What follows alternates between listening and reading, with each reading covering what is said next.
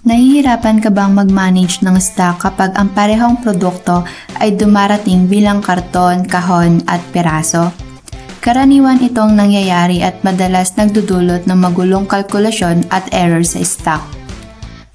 Sa pamamagitan ng multi-unit inventory management ng big seller, may iwasan mo ang mga problemang ito. Halimbawa, kapag nakatanggap ka ng 5 kahon, otomatikong ire-record ng system na mayroon kang 50 peraso sa stock. Eksakto, mabilis at madali. Paano ito gumagana? Una, alamin ang base unit at conversion unit. Base unit, ang pinakamaliit na masukat na unit, halimbawa, 1 peraso.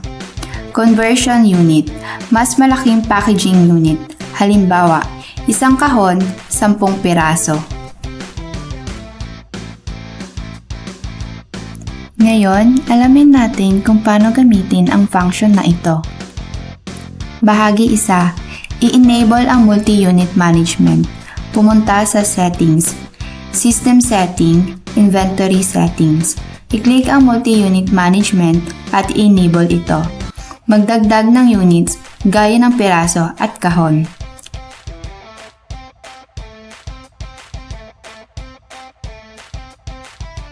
Bahagi 2, Merchant SKU Setup.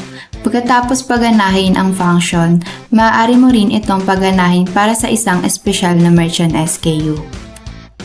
Una, pumunta sa Inventory Module, Merchant SKU. I-click ang Edit Merchant SKU. I-enable o disable ang function para sa isang particular na SKU.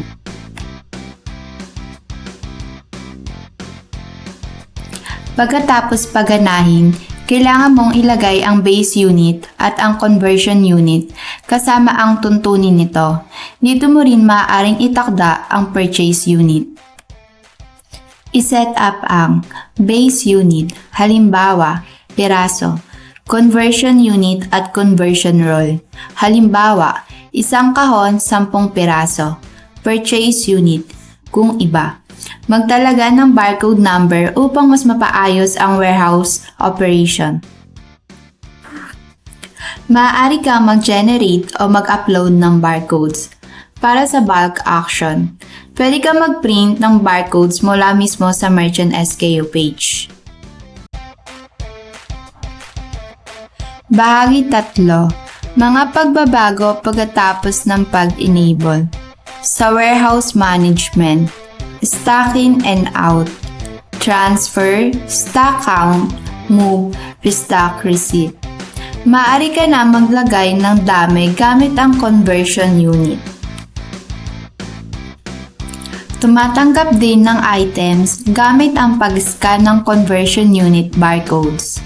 Sa mga dokumentong gaya ng pick list, pack list, summary list, at customized shipping labels, maaari mong piliing ipakita ang converted quantities.